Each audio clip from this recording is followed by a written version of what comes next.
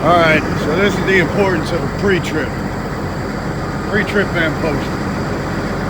The other day I drove down 69 in Oklahoma. I've driven across Indiana. You know what those roads are like, pretty fucking brutal.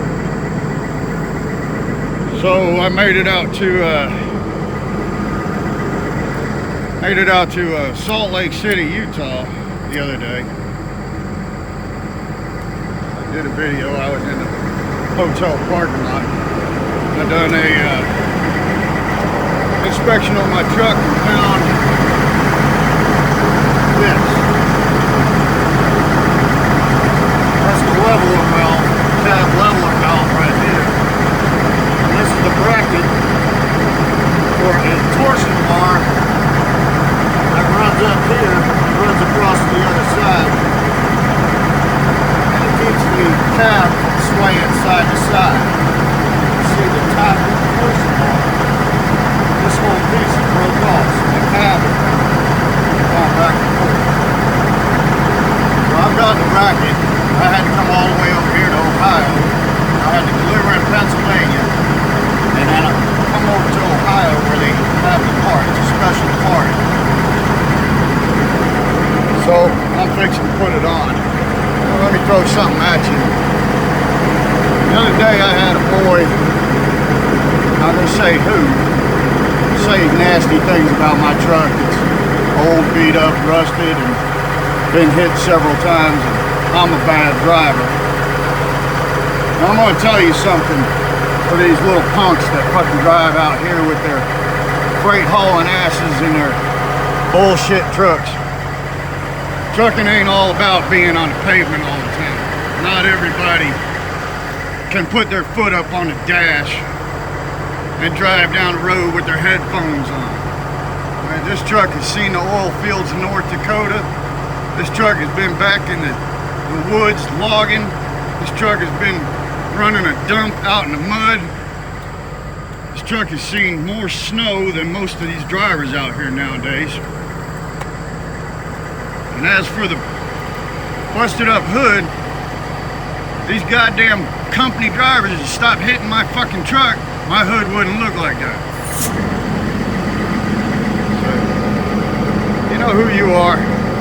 You take your nasty comments, fucking go ahead and take your worthless ass back in that truck, and you know, just remember, you ain't got no skills. You got to think about your skills. You're driving a fucking automatic. You're just a monkey. You know, they could replace you in a minute. They taught you how to drive that truck. They could take you out of it and fill your seat in a second. That's just a retaliation there. Anyway, let me go ahead and get to work on this. I gotta get my impact out. I'm gonna take everything apart, put it back together. I'll show it to you when it's done. Alright, so here we are. I got it all done. Got the valve on there. Got the new bracket. Torsion rod bolted on. Had one problem. Here's the old one. As you can see, the old one was pretty bad shape. Broke on both sides. See? And the entire top piece broke off, which holds the torsion bar. You got an H-looking piece right here that actually holds the torsion bar in between it, and you got a through bolt that goes through it. Through bolt was a pain in the ass. Stuck in there. I wound up having to cut it off and put another one in there. I had to use a C-clamp to press it out and then put another one in there. So it's been quite an ordeal, but the part cost me $200. Kenworth wanted $280. Shipping, no shipping, because I deadheaded 350 miles up here to get it done, to do it. No, you know, no shop, nothing like that. It took me How long did you say that took? 4 hours, 5 hours? 5 hours? 5 hours, including all the problems and the rust and everything.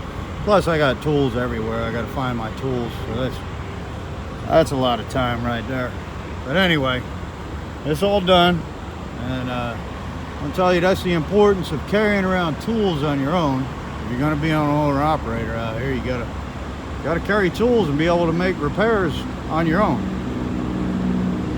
Those that subscribe, you know, I appreciate you. You all are willing to learn, so that's a positive thing in my eyes. It gives me hope that there are some drivers out here that are willing to learn and do their own repairs and stuff. As for you lease operators that are out there, you know, you're not owner operators, you're lease operators. You don't do your own repairs. You fucking laugh at us for doing our own repairs while you're renting a fucking truck.